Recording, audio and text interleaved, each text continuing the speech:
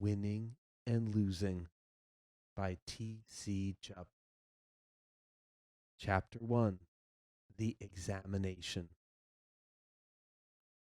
One Friday afternoon, I was playing football with my friends. My grandmother called to me.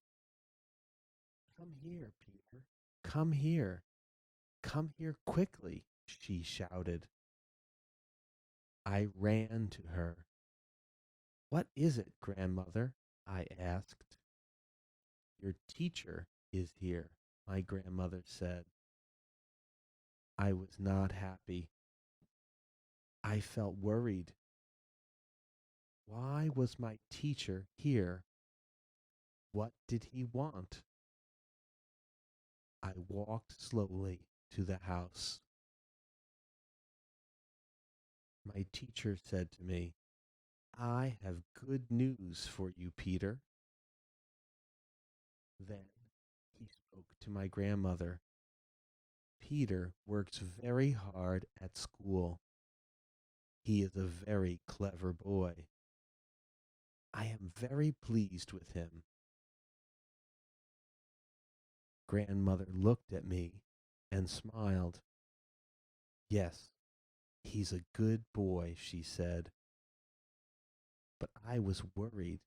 Why was my teacher here? "Peter is very clever," my teacher said again. "He can go to higher secondary school, but he must pass an examination. The examination is next month. It is a very difficult exam, but Peter can pass." Then he looked at my grandmother and asked, "Do you want Peter to go to higher secondary school? Go to school in the big town of Trebizond? Go to school in Trebizond?" asked my grandmother. "Yes," said the teacher, "and one day Peter will become an important person." My grandmother looked at me. We had very little money. We were very poor farmers. I had no father and mother. Both my parents were dead, and I lived with my grandmother. Grandmother looked after me, but she was very old. She worked very hard. "But what about money?" I asked. "What about money for school fees?" "The examination is also for a scholarship," the teacher replied. "Students with a scholarship do not pay fees. There are only 10 scholarships a year to Trebizond Higher Secondary School, so only very clever students win a scholarship." Then my grandmother smiled. She looked happy. "Yes," she said, "Peter will go to school in the big town. He will go to Trebizond Higher Secondary School. He will not be a poor farmer. He will not live like me." "Can you pass the examination, Peter?" she asked me. "I don't know," I replied. "When is the examination?" she asked my teacher. "The examination is next month," the teacher said. "Peter, come and see me tomorrow. I shall explain all about the exam." The day of the examination came. There were 3 papers. The exam lasted all day. Afterwards, I did not think about the exam. I did not think about the higher secondary school. It was the summer holidays, and there was no school. I worked hard on the farm, and I played with my friends. Then, one day, the teacher came to my house again. He was holding a letter, and he looked very happy. Peter, my teacher said, you have passed the examination, and you have won a scholarship. You don't have to pay any fees. Well done, Peter. You are a very clever boy. You can go to the higher secondary school. My grandmother was very pleased. What did I say? She said. You will not be a poor farmer. You are a good boy, Peter. When does higher secondary school begin? My grandmother asked the teacher. What must I do now? The teacher said, you must go to Trebizond Higher Secondary School on the 1st of August. The official at the school will explain everything. School opens on August 2nd. Yes, said my grandmother, we will go to Trebizond. I felt very excited. I was amazed. I was going to higher secondary school in Trebizond. Page 9. That evening, I visited my old friend, Mr. Mark. He was very old, and he was like a father or a grandfather. I wanted to tell him my news. I told him about the examination and the scholarship. Afterwards, we went for a walk, and we sat on the hill. We looked down at the village, and Mr. Mark told me the story of our village. He had often told me this story. The people first dug a well, and they found water. Then they dug the ground and made fields. They built houses. They always worked very hard. Sometimes the people were happy, and sometimes they were unhappy. There were good times and there were bad times. The story of our village was a long story. Lots of things happened to our village. Finally, Mr. Mark looked at me and said, Peter, you are now leaving your village. You are going to the town. Never forget your village. Never forget your family and your friends. Never forget the story of your village. Chapter 2. Going to Trebizond. The day came. It was August 1st, and we were going to Trebizond. My grandmother and I got up very early. I put on my best clothes, and my grandmother put on her best clothes. We were both excited and very happy. We left our house very early. It was still dark. We walked 4 miles to the main road. We sat down by the road and we ate our breakfast. The breakfast was very good. We had eggs, bread, and vegetables. you, grandmother, I said. This is my favorite breakfast. It's very good. My grandmother smiled. The sun was rising. Then the bus came. After 4 hours, we arrived in Trebizond.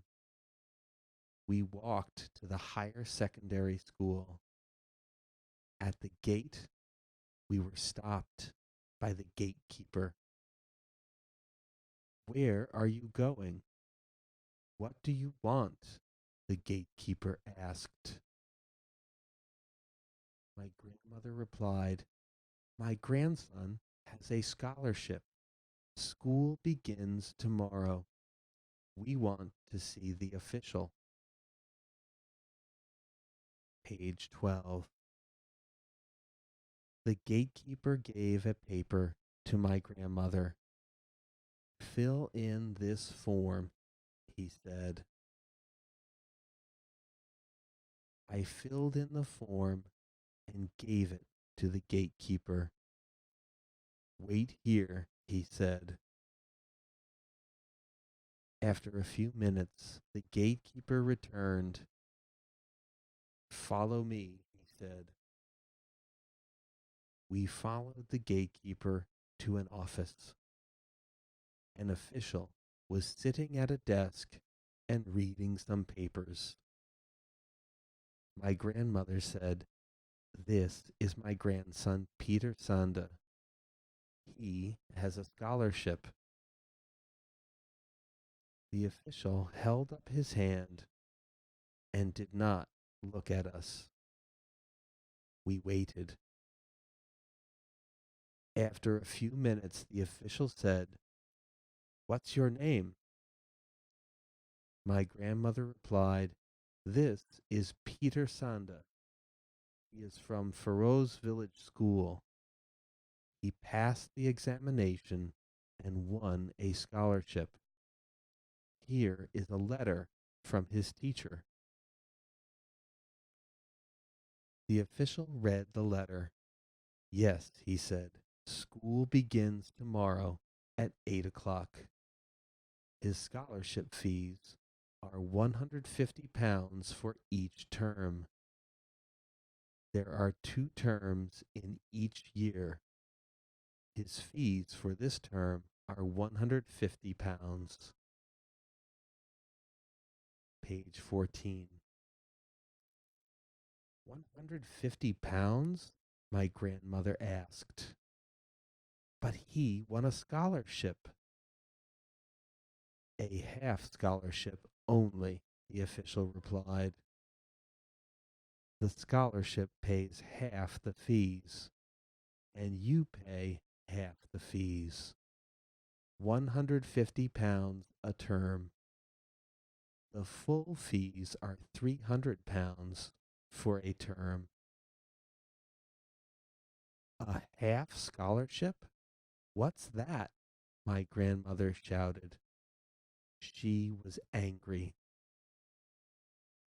Does £150 pay for his food and for a room? No. £150 is half of the school fees only, the official replied. Old woman, do not shout at me. Is this boy coming here or not? Tell me now. Yes, my grandmother said, he is coming here. He is coming tomorrow. I shall pay the fees every week. I shall work hard and earn the money. And I shall live in Trebizond and look after Peter. Come, Peter, my grandmother said. I don't want to talk to this man. We walked out of the office and we walked out of the school. My grandmother was very angry and she was walking very quickly. Grandmother, I said, I can't go to higher secondary school. We must return to our village. We can't pay the money for the fees. You can't work here. It's wrong. My grandmother looked at me and said, Peter, you are going to study at the higher secondary school. You are not going to be a poor farmer. I can earn enough money. I shall wash clothes. There are lots of rich people in Trebizond. I am old, but I am not finished, Peter. I can still work. Grandmother, it's wrong, I said. Come, Peter, she replied. Where are we going to live? Let's go to Cousin Dev. We will talk to him. My cousin Dev lived in Trebizond. He worked in a big garage. The garage repaired lorries. We found Dev at the garage. Grandmother told Dev our story. He was very surprised, but he was pleased. Come with me, Dev said. We will talk to Mr. Rick. Mr. Rick was the owner of the garage. We told Mr. Rick our story. Don't worry, said Mr. Rick. I have a shed near the river. It's about a mile from here. You can stay there. The shed was very small, but we had somewhere to live. Chapter 3, Higher Secondary School. Every morning I went to school. Every evening I did my homework. My grandmother worked very hard. She washed and she ironed. Life was hard, but we were happy. One evening, Dev came to see us. I was doing my homework. What are you writing, Peter? He asked. I am writing the story of our village, I replied. Mr. Mark has told the story to me many times. I am writing this story down. Read it to me, Dev said. So I read the story of our village to him. Dev liked it. The next day, I gave my homework to my teacher. A few days later, the teacher gave back my homework. Peter Sanda, the teacher said, please stand up. This is a very good story. The writing is beautiful. Thank you very much, sir, I said. Then the teacher spoke to all the students. Peter's story is about an old man. The old man tells the story of Peter's village. It's very good. The teacher looked at me again, but now he was angry, and he said, Peter, you didn't write this story. You copied the story from a book. You cheated. I thought of Mr. Mark. I thought of our village. I heard Mr. Mark's voice and his words. I had not cheated. Mr. Mark had told the story, but I had written it. I replied very politely, "No, sir, I am very sorry. You have made a mistake. I did not copy my story. I did not cheat." The teacher shouted, "Do not argue, Peter Sanda. You cheated." I shouted back, "No, no, you are wrong. I do not cheat. I never cheat." I ran out of the classroom. I ran out of the school. I ran into the streets. I came to Mr. Rick's garage. Dev was there. I told Dev about school. "My teacher says I cheated," I said to Dev. "I didn't cheat. I wrote the story. You saw me, Dev. I read the story to you. I didn't cheat, did I?" "No, no," Dev said. "You didn't cheat. Don't worry, Peter. It doesn't matter. You stay here today and you can help in the garage." I felt very unhappy. I was afraid to go home and tell my grandmother. So I stayed with Dev. In the evening, I walked home very slowly. I was very unhappy and very worried. What will my grandmother say? I asked myself. What will she think? What can we do? Perhaps I can never go back to school. I will be sent away from school, expelled. I came to the river and saw our shed. My teacher was talking to my grandmother. He was carrying my book. I walked more slowly.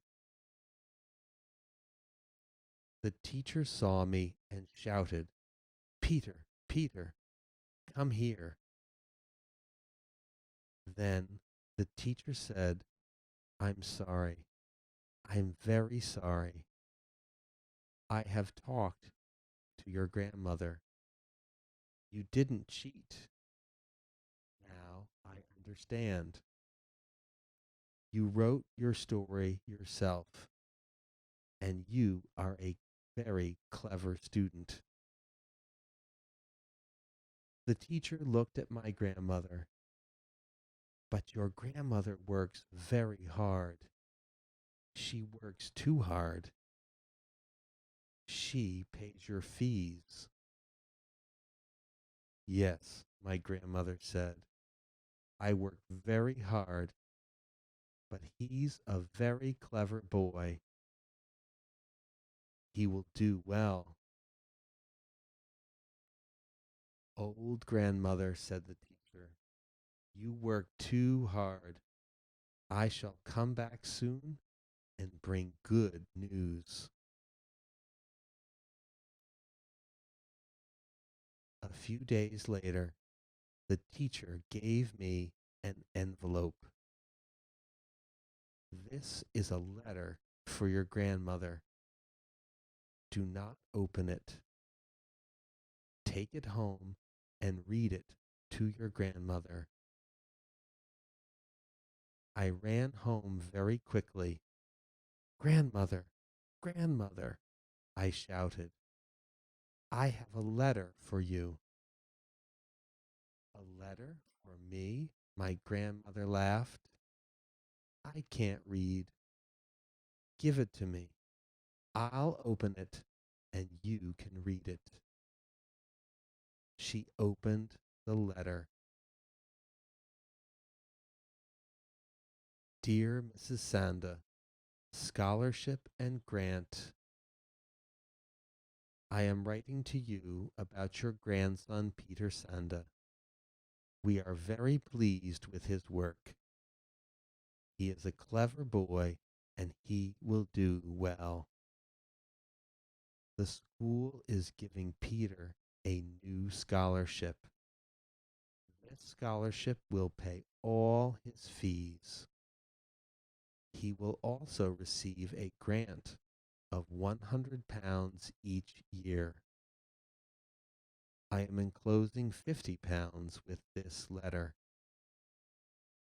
Yours sincerely, O. H. Ahmed. £50? My grandmother said. I don't believe it.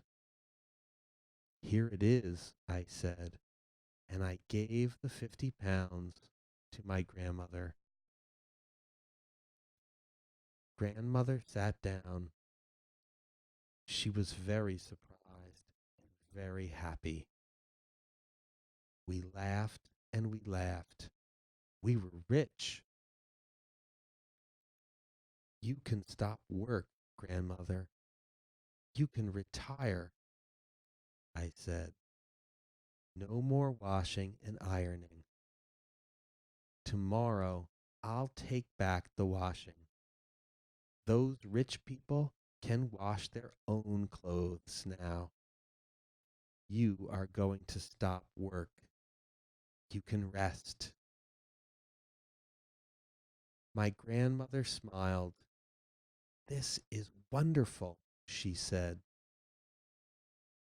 Tomorrow I shall go back to Feroz village. I shall see everybody. After a week or two, I'll come back. Then we can live in a comfortable house here in Trebizond. Next morning, we went to the bus station. We bought a ticket to Feroz. Grandmother got on the bus and I waved goodbye. She looked happy, but she also looked very tired. Then I walked back to school. My grandmother was not looking after me.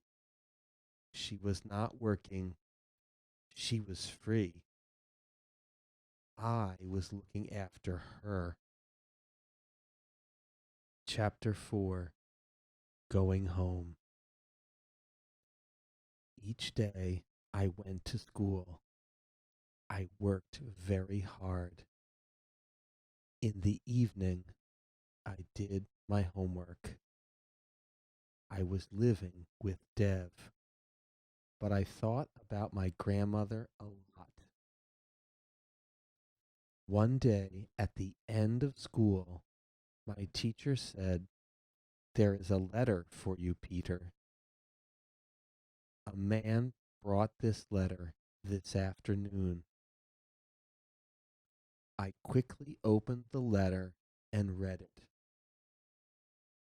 Dear Peter, your grandmother cannot come to Trebizond. She is not well. She is very ill. Please come and see her quickly. Your grandmother needs you. With best wishes, yours sincerely, P.J. John, school teacher.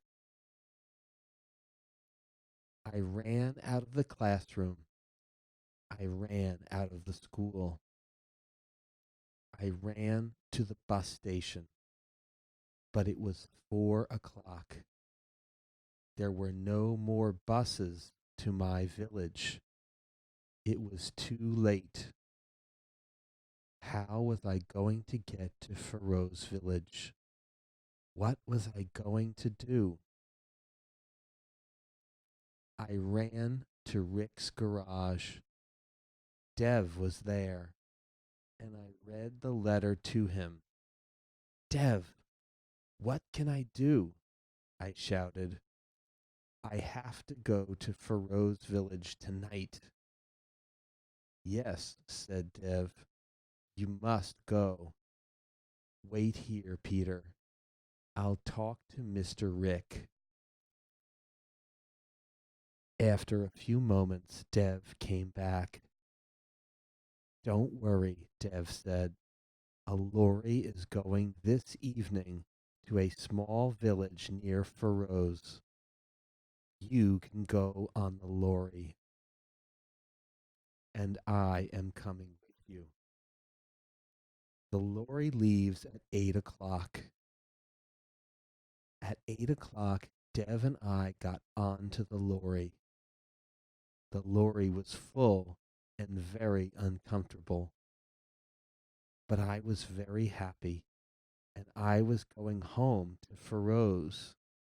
I was going to see my grandmother soon. The lorry was slow and uncomfortable. It was a long journey, and we were not able to sleep.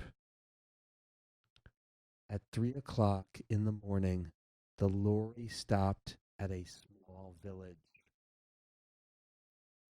We were 10 miles from Feroz. We got down from the lorry and we walked. The moon was shining brightly.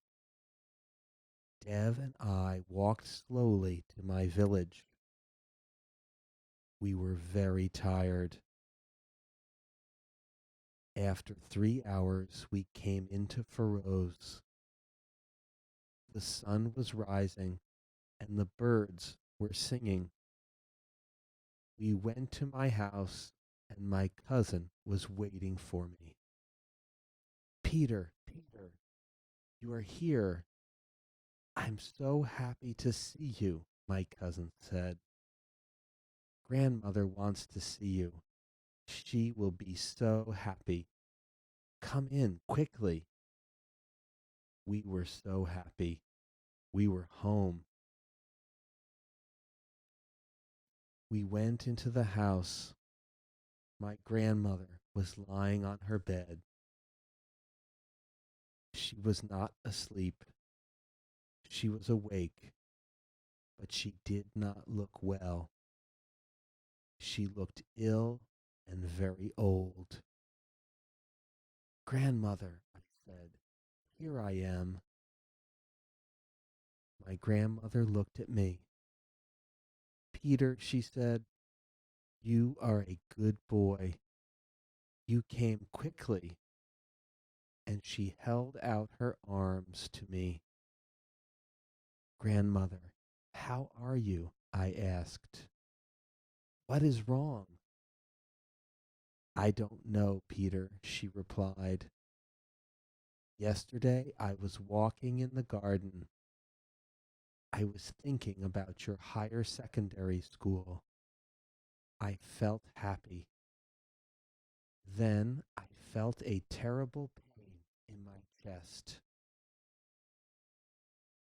Then my grandmother sat up. But I feel better now, she said. It's good to see you, Peter. Let's go into the garden. My grandmother stood up. I helped her. We walked into the garden. She walked very slowly. We sat down under the tree. Dev and my cousin sat with us. The morning was bright and cool. Then my grandmother looked at us and smiled. Welcome, Dev. Welcome home, Peter. Peter, do you remember our breakfast on the way to Trebizond? Your favorite breakfast of eggs, bread, and vegetables. Let's have your favorite breakfast. Yes, grandmother, I replied. Dev and I are very hungry. Grandmother smiled again. Bring the table, she said, and bring the chairs. You, young people, make the breakfast. I am too tired. I can't work any more. We brought the table and the chairs. Grandmother was happy, but she did not look well. Finally, the breakfast was ready. It was a very good breakfast. Dev and I were very hungry, but grandmother did not eat. After breakfast, she said, I am very tired now. I have to go back to my bed. We walked slowly to the house again. Grandmother lay down. After a few minutes, I took her hand. Her hand was cold. I looked at her again. She had stopped breathing. She was dead. That night, Mr. Mark was at my house. Many people sat in the garden. Mr. Mark told us the story of our village again. He finished the story and said to me, Never forget, Peter, never forget your village and your people. Or my grandmother, I said. The end.